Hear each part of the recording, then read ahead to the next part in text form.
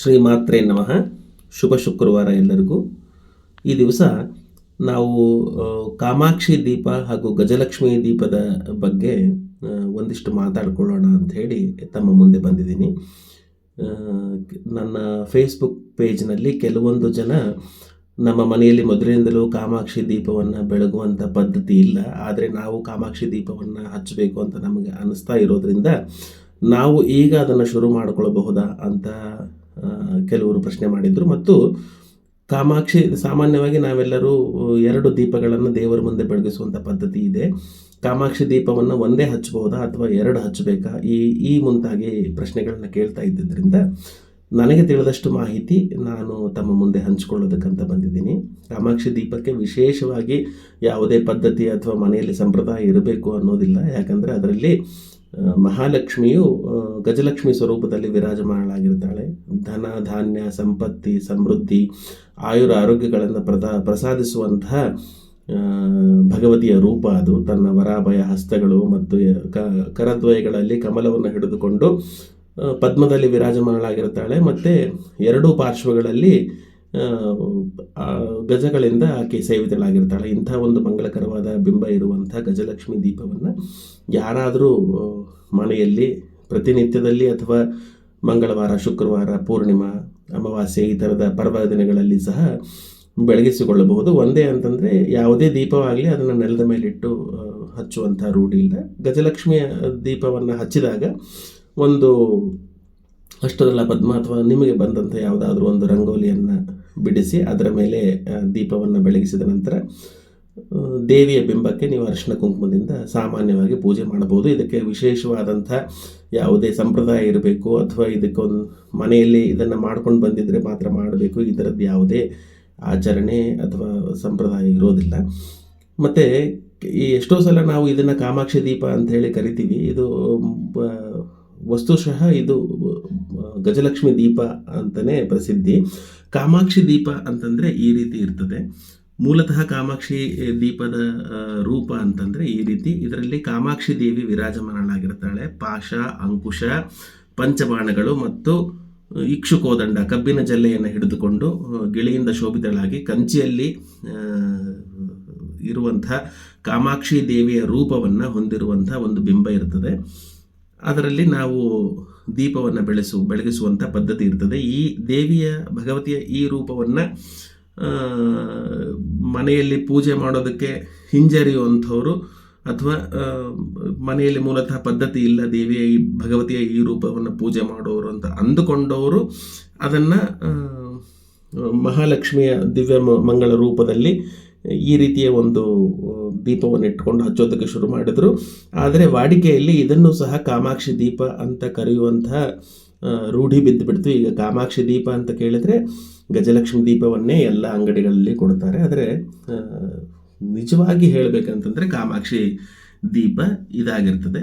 ಕಾಮಾಕ್ಷಿ ಮಹಾಲಕ್ಷ್ಮಿ ಇಬ್ಬರೂ ಒಂದೇ ಅಂತ ಅನುಸಂಧಾನ ಮಾಡಿಕೊಂಡು ಯಾವುದೇ ದೀಪವನ್ನು ಬೆಳಗಿಸುವುದಕ್ಕೆ ಯಾವುದೇ ಅಭ್ಯಂತರ ಇರೋದಿಲ್ಲ. ಮನಸ್ಸಿನಲ್ಲಿ ಯಾವುದೇ ಸಂಶಯ ಸಂದೇಹ ಇಟ್ಟುಕೊಳ್ಳದೆ ನಾವು ತಾದಾತ್ಮತೆಯಿಂದ ಭಕ್ತಿಯಿಂದ ಅನನ್ಯ ಭಕ್ತಿಯಿಂದ ಭಗವತಿಯ ಯಾವ ಬಿಂಬವನ್ನು ಕಲ್ಪಿಸಿಕೊಂಡಾದರೂ ದೀಪಾರಾಧನೆಯನ್ನು ಮಾಡಿ ಪೂಜೆ ಮಾಡಬಹುದು.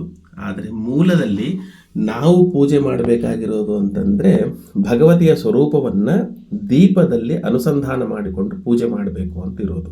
ಅಂದರೆ ಭಗವತಿಯ ಬಿಂಬವನ್ನು ನಾವು ಕಂಬದಲ್ಲಿ ಅನುಸಂಧಾನ ಮಾಡಿಕೊಂಡು ಪೂಜೆ ಮಾಡುವಂಥ ಪರಿಪಾಠ ಇದೆ. ಅಥವಾ ಕುಂಭದಲ್ಲಿ ಅಂದರೆ ಕಲಶದಲ್ಲಿ ಅನುಸಂಧಾನ ಮಾಡಿಕೊಂಡು ಪೂಜಿಸುವ ಪರಿಪಾಠ ಇದೆ. ಯಾವುದೇ ಚಿತ್ರಗಳಲ್ಲಿ ಆಗಲಿ ಅಥವಾ ಸಣ್ಣ ಸಣ್ಣ ಮೂರ್ತಿಗಳಲ್ಲಾಗಲಿ ಮನೆಯಲ್ಲಿ ಪೂಜೆ ಮಾಡುವಂಥವರು ಒಂದು ಚಿಕ್ಕ ಒಂದು ವಿಗ್ರಹವನ್ನು ತಂದುಕೊಂಡು ಅದರಲ್ಲಿ ಭಗವತಿಯ ಸನ್ನಿಧಾನವನ್ನು ಕಲ್ಪನೆ ಮಾಡಿಕೊಂಡು ಆಹ್ವಾನಿಸಿ ಅದನ್ನು ಕೂಡ ಪೂಜೆ ಮಾಡುವಂಥ ಪರಿಪಾಠ ಇದೆ. ಅದಲ್ಲದೆ ಮುತ್ತೈದೆಯರಲ್ಲಿಯೂ ಸಹ ಭಗವತಿಯ ವಿಶೇಷವಾದ ಸನ್ನಿಧಾನವನ್ನು ನಾವು ಕಲ್ಪನೆ ಮಾಡಿಕೊಂಡು ಪೂಜಿಸುವಂಥ ಪರಿಪಾಠ ಇದೆ. ನಾವು ಸುವಾಸಿನಿ ಪೂಜೆ ಕಾಲದಲ್ಲಿ ಭಗವತಿಯ ಸನ್ನಿಧಾನವನ್ನು ಅವರಲ್ಲಿ ವಿಶೇಷವಾಗಿ ನಾವು ಕಲ್ಪಿಸಿ ನಂತರ ಆಕೆಯನ್ನು ಪೂಜಿಸುವಂಥ ಪರಿಪಾಠ ಇದೆ. ಅದೇ ರೀತಿ ಮುಖ್ಯವಾಗಿ ದೀಪದಲ್ಲಿ ಅಂದರೆ ದೀಪದ ಪ್ರಭೆಯಲ್ಲಿ ಜ್ವಾಲೆಯಲ್ಲಿ ಸಹ ದೇವಿಯನ್ನು ಪೂಜಿಸುವಂಥ ಪರಿಪಾಠ ಇದೆ. ನಾವು ಈಗ ಹಿಮಾಚಲದಲ್ಲಿ ಜ್ವಾಲಾಮುಖಿ ಕ್ಷೇತ್ರದಲ್ಲಿ ದೇವಿಯು ದೀಪದ ರೂಪದಲ್ಲಿಯೇ ನಮಗೆ ದರ್ಶನ ನೀಡ್ತಾಳೆ. ಪ್ರತಿ ಮನೆಯಲ್ಲಿಯೂ ಸಹ ನಾವು ದೀಪವನ್ನು ಬೆಳಗಿಸುವಾಗ ದೀಪಲಕ್ಷ್ಮಿಯನ್ನು ಅಥವಾ ಜ್ಯೋತಿಲಕ್ಷ್ಮಿಯನ್ನು ಸ್ಮರಿಸಿಕೊಂಡು ದೀಪ ಇಡುವಂಥ ಪದ್ಧತಿ ಇದೆ. ಅದಲ್ಲದೆ ಪರಶುರಾಮ ಕ್ಷೇತ್ರದಲ್ಲಿ ಅಂದರೆ ಕೇರಳ ಅಥವಾ ನಮ್ಮ ದಕ್ಷಿಣ ಕನ್ನಡದಲ್ಲಿ ದುರ್ಗಾ ನಮಸ್ಕಾರ ಅಥವಾ ಭಗವತಿ ಸೇವೆ ಅಂತ ಕರೆಯಲ್ಪಡುವಂತಹ ಸೇವೆಗಳಲ್ಲಿ ವಿಶೇಷವಾಗಿ 5 ಕಾಲಿನ ದೀಪವನ್ನು ಮಂಡಲದ ಮಧ್ಯೆ ಸ್ಥಾಪಿಸಿ ಅದರಲ್ಲಿ ಪಂಚದುರ್ಗೆಯರನ್ನು ಆವಾಹನೆ ಮಾಡಿ ಸಪ್ತಶತಿ ಪಾರಾಯಣ ಪೂರ್ವಕವಾಗಿ ವಿವಿಧ ಉಪಚಾರಗಳನ್ನು ಸಲ್ಲಿಸಿದ ಮೇಲೆ ಅರ್ಚನೆ ಅರ್ಚನೆ ಆದ ಮೇಲೆ ನೈವೇದ್ಯ ಆದ ಮೇಲೆ ಭಗವತಿಗೆ ಅನೇಕ ನಮಸ್ಕಾರಗಳನ್ನು ಸಮರ್ಪಣೆ ಮಾಡಿ ಭಗವದ್ ಅನುಕಂಪವನ್ನು ಬೇಡುವಂಥ ಪರಿಪಾಠವು ಇರ್ತದೆ. ಅಂದರೆ ದೀಪದ ಪ್ರಭೆಯಲ್ಲಿ ದೇವಿಯ ಸನ್ನಿಧಾನವನ್ನು ಕಲ್ಪನೆ ಮಾಡಿಕೊಂಡು ನಾವು ಪೂಜಿಸುವಂಥ ಪರಿಪಾಠ ಇದೆ. ಆ ಒಂದು ದೀಪವನ್ನು ಹಚ್ಚಿಕೊಳ್ಳುವಾಗ ನಮ್ಮ ಮನಸ್ಸಿನಲ್ಲಿ ಭಗವತಿಯ ಬಿಂಬ ಸರಿಯಾಗಿ ಮೂಡಿ ಬರಲಿ, ಭಗವತಿಯ ಯಾವ ರೂಪವನ್ನು ನಾವು ನಮ್ಮ ಮನಸ್ಸಿನಲ್ಲಿ ಚಿಂತನೆ ಮಾಡುತ್ತಾ ಭಗವತಿಯ ಪೂಜೆ ಮಾಡಬೇಕು ಅನ್ನೋ ಒಂದು ಉದ್ದೇಶಕ್ಕಾಗಿ ಆ ಪ್ರಭೆಯ ಹಿಂದೆ ಗೋಚರಿಸುವಂತೆ ಒಂದು ಭಗವತಿಯ ರೂಪವನ್ನು ನಮಗೆ ನೀಡೋದಕ್ಕಾಗಿ ಈ ರೀತಿಯ ದೀಪಗಳು ವಿಶೇಷವಾಗಿ ಅನುಕೂಲಕರವಾಗಿರ್ತವೆ. ಅಲ್ಲದೆ ನಾವು ಯಾವುದೇ ದೀಪದ ಪ್ರಭೆಯಲ್ಲಿ ನಾವು ಭಗವತಿಯ ಸನ್ನಿಧಾನವನ್ನು ಚಿಂತನೆ ಮಾಡಿಕೊಂಡು ಪೂಜೆ ಮಾಡೋದಕ್ಕೆ ಸಾಧ್ಯವಿದ್ದಲ್ಲಿ ನಾವು ಕಾಮಾಕ್ಷಿ ದೀಪ, ಗಜಲಕ್ಷ್ಮಿ ದೀಪ ಇವು ಯಾವುಗಳ ಇಲ್ಲದೆಯೂ ಕೇವಲ ದೀಪದಲ್ಲಿ ಸಹ ಭಗವತಿಯ ಸನ್ನಿಧಾನವನ್ನು ಚಿಂತಿಸಿ ನಾವು ಪೂಜೆ ಮಾಡಬಹುದಾಗಿದೆ. ಮತ್ತು ಕೆಲವರು ಹೇಳ್ತಾರೆ ಕಾಮಾಕ್ಷಿ ದೀಪವನ್ನು ಅಥವಾ ಗಜಲಕ್ಷ್ಮಿ ದೀಪವನ್ನು ತೆಗೆದುಕೊಳ್ಳುವಾಗ ಈ ರೀತಿ ನಾವು ನೋಡಬೇಕು. ಅಂದರೆ ಇಲ್ಲಿ ಲಾಭ ನಷ್ಟ ಅಂತ ಎಣಿಸ್ಕೊತ ಬಂದು ಇಲ್ಲಿ ಮೇಲೆ ಬಂದಾಗ ಈ ಲಾಭ ಅಂತ ಬಂದಿದ್ದರೆ ಮಾತ್ರ ತಗೋಬೇಕು ಅಂತ ಸಾಮಾನ್ಯವಾಗಿ ಮಾಡುವಂಥ ಎಲ್ಲ ಇದರ ಕಾರ್ಮಿಕರು ಇರ್ತಾರೆ ಅಥವಾ ಕಲಾವಿದರು ಇರ್ತಾರೆ, ಅವರು ಅದೇ ರೀತಿ ನೋಡಿಕೊಂಡೇ ಮಾಡಿರ್ತಾರೆ. ಮತ್ತು ಅದಕ್ಕಾಗಿ ಯಾವುದೇ ಶಾಸ್ತ್ರೀಯ ಪ್ರಮಾಣ ಇಲ್ಲ. ಅಂದರೆ ನಾವು ಈ ರೀತಿ ಲಾಭ ನಷ್ಟ ಅಂತ ಎಣಿಸ್ಕೊತ ಬಂದು ಇಲ್ಲಿ ನಷ್ಟ ಅಂತ ಬಂದು ಇಲ್ಲಿ ಲಾಭ ಅಂತ ಬಂದಿದ್ರೆ ಮಾತ್ರ ಒಳ್ಳೆಯದಾಗುತ್ತೆ, ಅಥವಾ ಇಲ್ಲ ಅಂತಂದರೆ ಅದರಿಂದ ತೊಂದರೆ ಆಗುತ್ತೆ ಅನ್ನುವಂಥ ಒಂದು ನಂಬಿಕೆ ಇದೆ. ಆ ನಂಬಿಕೆಯನ್ನು ಅಲ್ಲಗಳೋದಕ್ಕಾಗಲ್ಲ.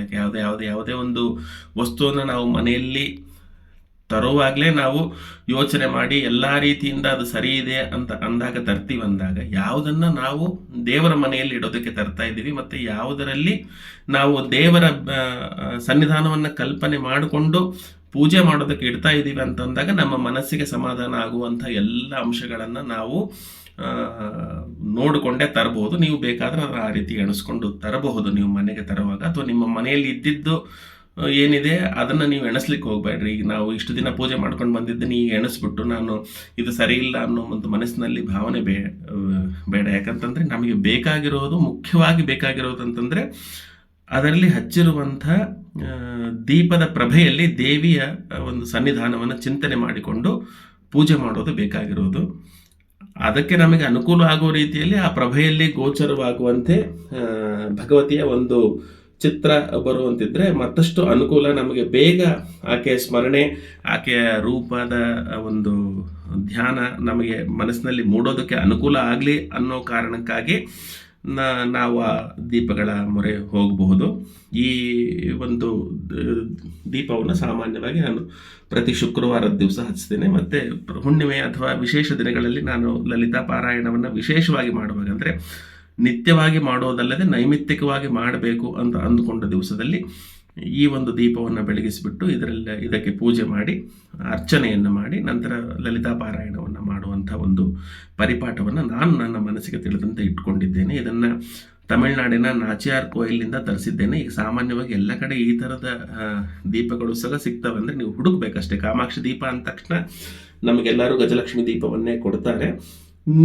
ನಿಮಗೆ ಬೇಕು ಅಂತ ಹೇಳಿ ಹುಡುಕ್ತಾ ಹೋದಾಗ ನಿಮಗೆ ಪಾಶ, ಅಂಕುಶ ಮತ್ತು ಪಂಚಬಾಣಗಳು ಮತ್ತು ಇಕ್ಷುಕೋದಂಡವನ್ನು ಹಿಡಿದು ಕುಳಿತಿರುವಂಥ ಕಾಮಾಕ್ಷಿ ದೇವಿಯ ಬಿಂಬ ಇರುವಂಥ ದೀಪವು ಕೂಡ ನಿಮಗೆ ಸುಲಭವಾಗಿ ಈಗ ಸಿಗ್ತದೆ. ಯಾವುದೇ ದೀಪವನ್ನು ನೀವು ಇಟ್ಟುಕೊಂಡು ದೀಪದ ಒಂದು ಪ್ರಭೆಯಲ್ಲಿ ದೇವಿಯ ಒಂದು ಚಿಂತನೆಯನ್ನು ಮಾಡಿ ಪೂಜೆಯನ್ನು ಮಾಡಬೇಕಿದ್ರೆ ಅಲ್ಲಿ ಅನೇಕ ವಿಶೇಷ ಫಲಗಳಿವೆ.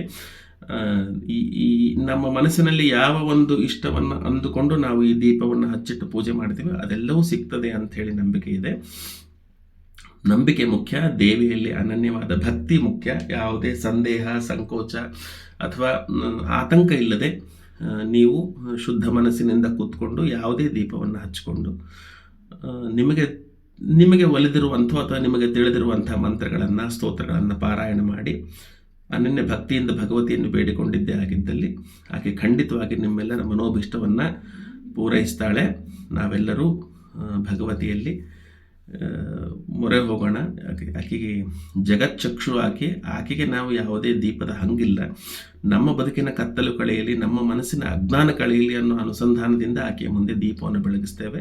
ಮತ್ತು ಅದೇ ದೀಪವನ್ನು ಆಕೆಗೆ ಏನು ಸಮರ್ಪಣೆ ಮಾಡಿರ್ತೀವೋ ಅದರಲ್ಲೇ ಆಕೆಯ ಒಂದು ಸನ್ನಿಧಾನವನ್ನು ಚಿಂತನೆ ಮಾಡಿ ಆಕೆಯಲ್ಲಿ ಭಗವದ್ ಅನುಕಂಪವನ್ನು ಬೇಡಿ ನಮ್ಮೆಲ್ಲ ಇಷ್ಟಾರ್ಥಗಳನ್ನು ಪಡೆಯೋದಕ್ಕೆ ಸಾಧ್ಯ ಇದೆ.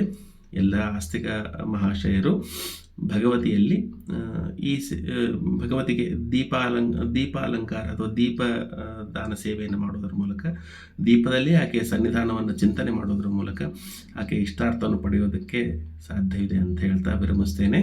ಶ್ರೀಮಾತ್ರೇ ನಮಃ.